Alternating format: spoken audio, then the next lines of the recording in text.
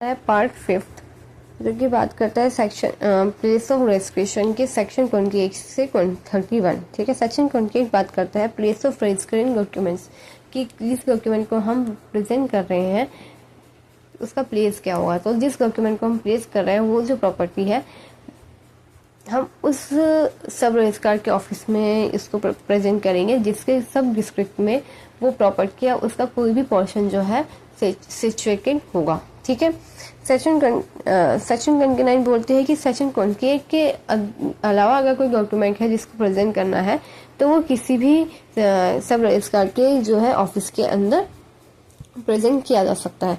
Section 30 की बात करता है कि सर्टेन केसेस में अगर कोई भी जो रजिस्ट्रार है, ठीक है, वो अपन से खुद से जो सबऑर्डिनेट जो सब रजिस्ट्रार है उसके द्वारा जो रिसीव किए गए हैं डॉक्यूमेंट उसको भी रजिस्टर कर सकता है।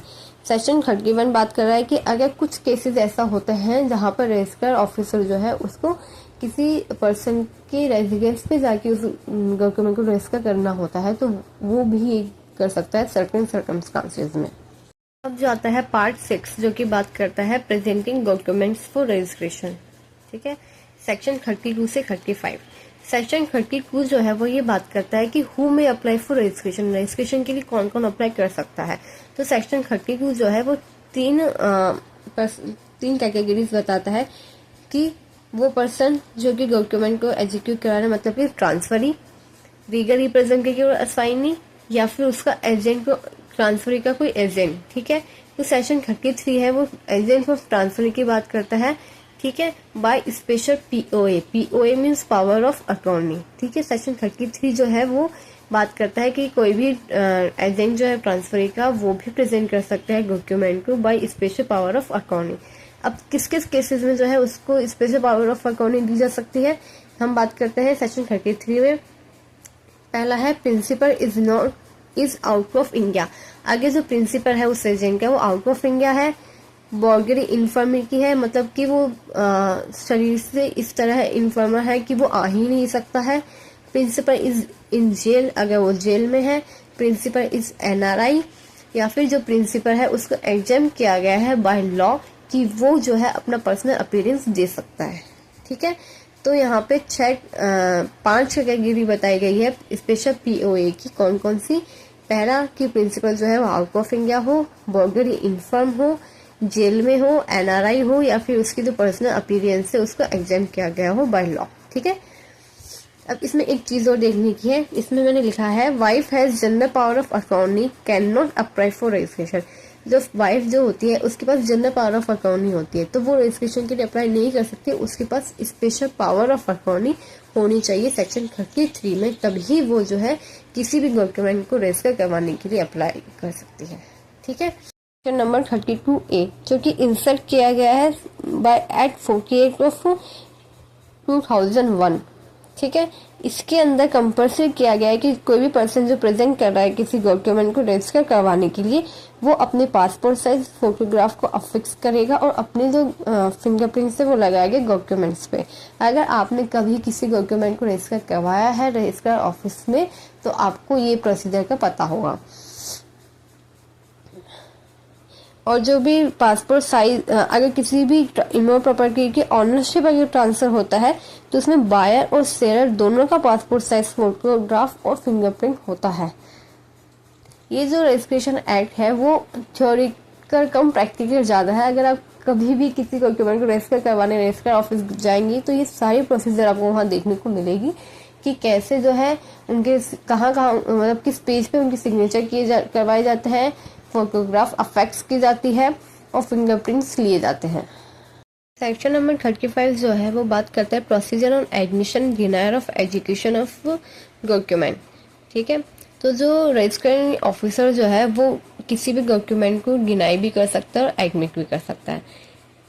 Person educated known to him, कब वो एडमिट करेगा? जब जो रजिस्ट्रार जो पर्सन जो है उसको एग्जीक्यूट कर रहा है वो नॉन हो रजिस्ट्रार ऑफिसर का और वो सेटिस्फाइड हो कि जो पर्सन जिसको रिप्रेजेंट करना है वो एडमिट करता है एग्जीक्यूशन, या फिर उसका कोई रिप्रेजेंटेटिव एजेंट के असाइनी है वो एडमिट करता है एग्जीक्यूशन, या फिर अगर वो पर्सन जो है जिसको डॉक्यूमेंट प्रेजेंट कर रहा है वो गाइड हो गया है तो उसका कोई रिप्रेजेंटेटिव और असाइनी जो है वो अपीयर होकर एडमिट करता है एजुकेशन, तो उस केस में जो रजिस्टर ऑफिसर है वो रजिस्टर करेगा डॉक्यूमेंट को उस प्रोसीजर में जो डायरेक्ट किए गए हैं सेक्शन 58 से 61 ऑफ रजिस्ट्रेशन एक्ट, जिसके अंदर प्रोसीजर दी गई है एडमिट करने की रजिस्ट्रेशन को।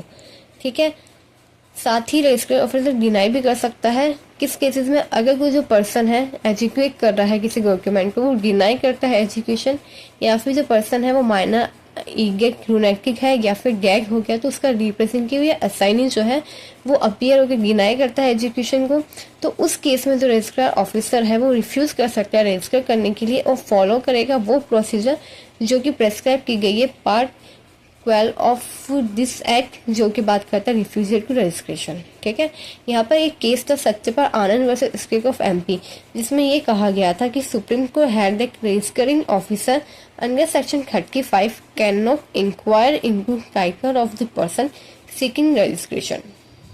जो है हम बात करेंगे पार्ट 7 की, जो कि डील करता है enforcing appearance of executor and witnesses. ये बात करता है सेक्शन 36 से 39।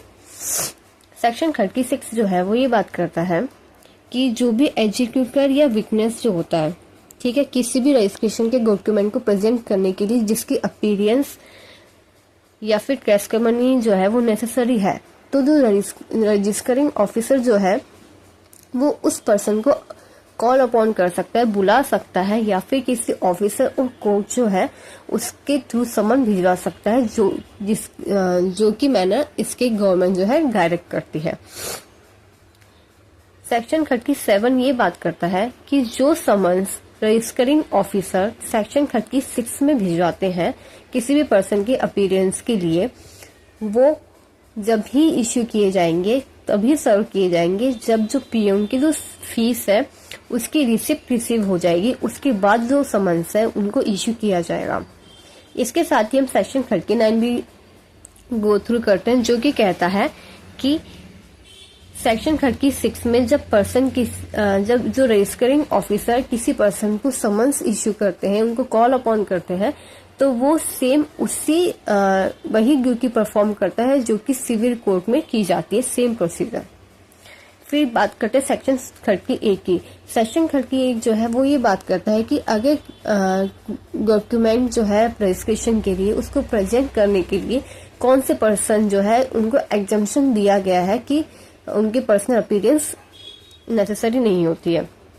पहला है बॉडी इन्फॉर्मलिटी, मतलब वो फिजिकली केपेबल ही नहीं है अपीयर होने के लिए, उस केस में वो पर्सन एग्जाम किया जाता है पर्सनल अपीयरेंस से। दूसरा आता है अगर कोई पर्सन जेल में होता है, पर्सन इन जेल, अगर वो पर्सन जेल में है तो भी उसकी पर्सनल अपीयरेंस जो है वो नेसेसरी नहीं है।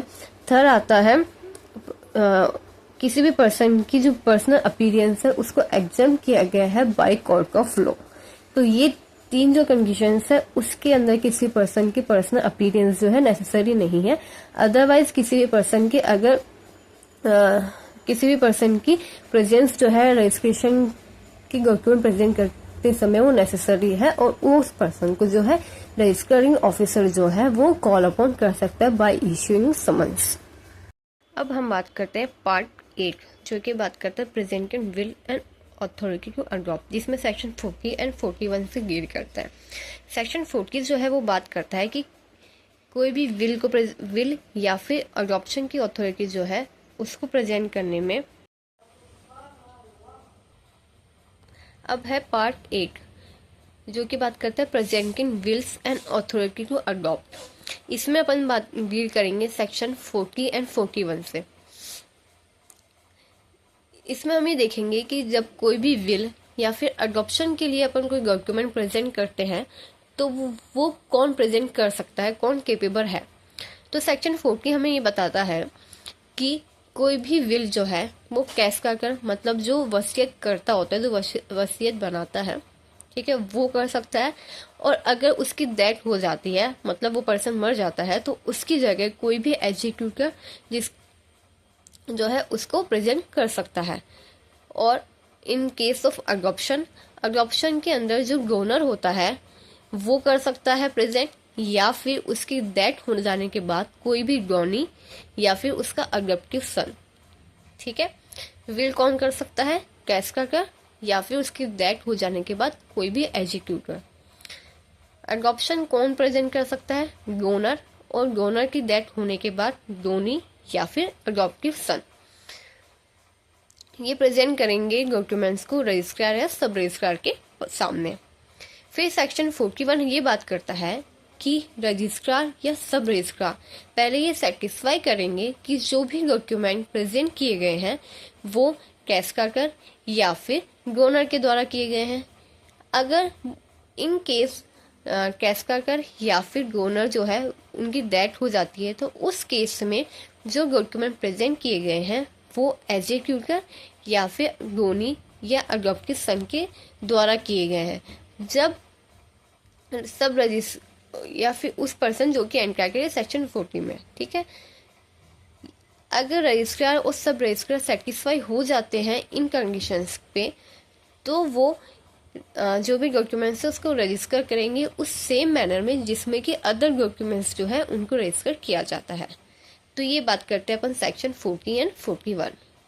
ठीक है, अब हम बात करते हैं पार्ट नंबर 9 की, जो कि डील करता है सेक्शन नंबर 42 से 46, जो कि बात करता है डिपॉजिट ऑफ विल्स की।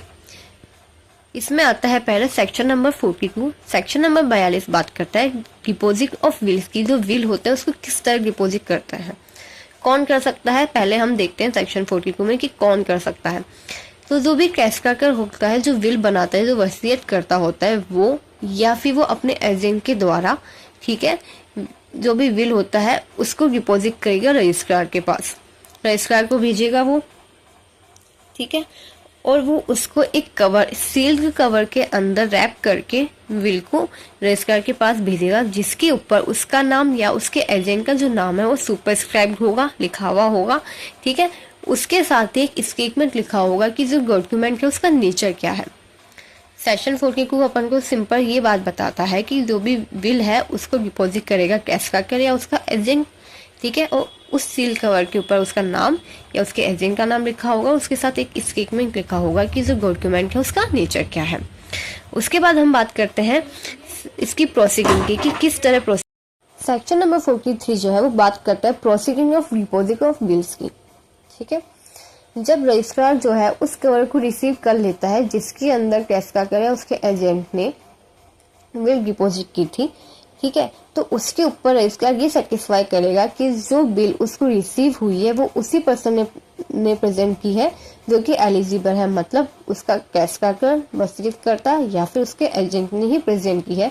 अगर रजिस्ट्रार ये सेटिस्फाई हो जाता है तो उसके बाद वो क्या करता है, जो भी सब्सक्रिप्शन जो कैश का करा एजेंट ने सील कवर पे लिखा था उसको अपने ही रजिस्टर बुक नंबर 5 के अंदर वो ट्रांसक्रिप्ट करता है, और साथ ही जो भी बुक और कवर के ऊपर लिखा हुआ था नोट, ठीक है, उसको सेम को अपने बुक में और कवर में नोट करेगा, जिसके अंदर जो प्रेजेंटेशन और जो रिसिप्ट है उसका ईयर, मंथ, डे और हार जो है उसको नोट करता है।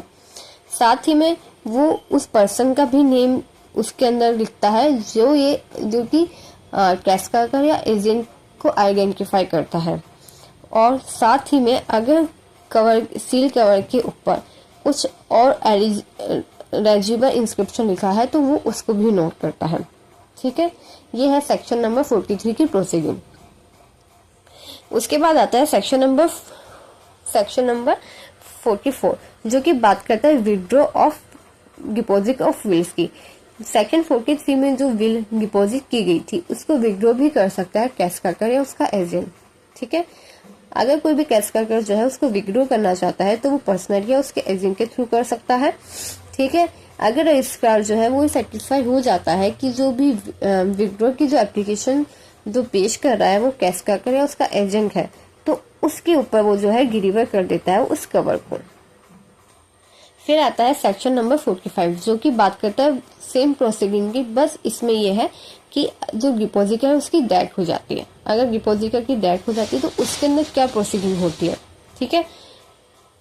तो रजिस्ट्रार के पास अब एक एप्लीकेशन देता है पर्सन, एप्लीकांट जो है वो एक एप्लीकेशन देगा रजिस्ट्रार को, जिसपे अगर रजिस्ट्रार ये सेटिस्फाई हो जाता है कि जो कैश का है उसकी डेथ हो गई है, ठीक है, तो वो एप्लीकांट की प्रेजेंस में एप्लीकेंट के ही एक्सपेंस पे क्या करता है, ओपन करेगा उस सेम जो उन्होंने सील कवर भेजा था उसको ओपन करेगा और उसके जो भी कंटेंट होता है उसको कॉपी करेगा अपने बुक नंबर 3 में, और उसके बाद जो है उस जो विल है, ओरिजिनल जो विल है उसको री डिपोजिट करेगा। पहले डिपॉजिट किया था उसको फिर री डिपोजिट करेगा। ठीक है, फिर आता है अपना सेक्शन नंबर 46। सेक्शन नंबर 46 जो है वो ये बात करता है कि जो पार्ट 9 है वो एप्लीकेबल नहीं होता है section number 259 of Indian succession act और section number 81 of probate and administration act. तो है हम बात करते हैं पार्ट नंबर 10 की, जो कि बात करता है सेक्शन नंबर 47 से 50 effect of registration and non registration. Section number 47 जो है वो बात करता है कि कोई भी रजिस्टर्ड डॉक्यूमेंट जो है वो कब से ऑपरेट होगा, मतलब कब से इन्फोर्स में आएगा। तो कोई भी रजिस्टर्ड डॉक्यूमेंट जो है वो जब से इन्फोर्स में आता है उस टाइम से इन्फोर्स में आता है जब उसको ऑपरेट करना जो है कमेंस किया था, मतलब उसकी जो प्रोसीजर चालू हुई थी तब से वो जो है ऑपरेट में आता है, ना कि टाइम ऑफ रजिस्ट्रेशन। ये जो सेक्शन नंबर 47 है ये एग्जाम के पॉइंट ऑफ व्यू से बहुत इंपॉर्टेंट है और ये काफ़ी बार जो है एग्जामिनेशन में आ चुका है। इसमें आप ये चीज़ का विशेष ध्यान रखें कि कोई भी रजिस्टर्ड डॉक्यूमेंट जो है वो जब से ही ऑपरेट में आता है, जब से जो उसकी प्रोसीजर है वो कमेंस हो चुकी है, ना कि टाइम ऑफ रजिस्ट्रेशन से। हम बात करते हैं सेक्शन नंबर 48 की, जो कि बात करता है उन डॉक्यूमेंट के रजिस्ट्रेशन का जो कि ऑरल एग्रीमेंट के अगेंस्ट में है, इफेक्ट करते हैं। ठीक है, और non testamentary document under this act and relating to property whether movable or immovable shall take effect against any oral agreement or declaration related to such property unless such agreement or declaration accompanied or followed by deliver of possession। ठीक है, simple सी बात है, कोई भी non testamentary document है जो कि किसी प्रॉपर्टी से रिलेट करता है, चाहे वो मूवेबल हो चाहे इमूवेबल हो, वो जब से इफेक्ट में आता है जब वहाँ पे कोई ऑरल एग्रीमेंट का डिक्लेरेशन बनाया गया हो। ठीक है, एक्सेप्शन आ जाता है कि अगर किसी सिचुएशन में या किसी इवेंट में ये बोला गया है कि कोई डिलीवरी ऑफ पोजीशन पे वो इफेक्ट में आएगा तो वो एक एक्सेप्शन हो जाता है, अदरवाइज ऑरल एग्रीमेंट का डिक्लेरेशन जब किया जाता है तब से ही वो इफेक्ट में हो जाता है। सिंपल सी बात बोलते हैं सेक्शन नंबर 48। फिर आता है अपना सेक्शन नंबर 49, जो कि बात करता है effect of non registration of documents whose registration is compulsory under section 17 of this act. इस एक्ट के अंदर जिन डॉक्यूमेंट्स का रजिस्ट्रेशन होना कंपल्सरी है सेक्शन 17 में, अगर उनका रजिस्ट्रेशन नहीं होता है तो उसके क्या कॉन्सिक्वेंसेस होंगे, उनका क्या इफेक्ट होगा। ठीक है, तो जब तक उन डॉक्यूमेंट्स का रजिस्ट्रेशन नहीं होता है तब तक वो किसी भी इमूवेबल प्रॉपर्टी पर कोई अफेक्ट नहीं करते हैं। जो अडॉप्शन की जो पावर होती है वो कन्फर्म नहीं की जा सकती है और ना ही उन डॉक्यूमेंट्स को रिसीव किया जा सकता है एज एन एविडेंस। किस चीज़ का एविडेंस? जो भी प्रॉपर्टी अफेक्ट कर रहा है, कोई भी ट्रांजेक्शन है जो कि प्रॉपर्टी को अफेक्ट कर रहा है, ठीक है, या फिर पावर कन्फर्म कर रहा है, तो उसके एविडेंस के अंदर उसको यूज में नहीं लिया जा सकता है जब तक कि उस डॉक्यूमेंट को रजिस्टर नहीं किया जाए। ठीक है, इसमें एक्सेप्शन है दो कि वो एविडेंस में लिए जा सकते हैं विदाउट रजिस्ट्रेशन। कहाँ पे? जहाँ पे कॉन्ट्रैक्ट हो suit for specific performance under chapter 2 of special relief act. ठीक है, या फिर कोई कॉन्ट्रैक्टर ट्रांजेक्शन हो जो कि रिक्वायर नहीं करता है कि वो इंस्ट्रूमेंट रजिस्टर्ड है या नहीं। तो ये दो एक्सेप्शन है, अदरवाइज जो है नॉन रजिस्ट्रेशन होने पे वो ना तो किसी इमूवेबल प्रॉपर्टी को अफेक्ट करता है और ना ही अडॉप्शन की कोई पावर जो है कन्फर कर सकता है और ना ही एज एन एविडेंस जो है यूज में लिया जा सकता है। ठीक है,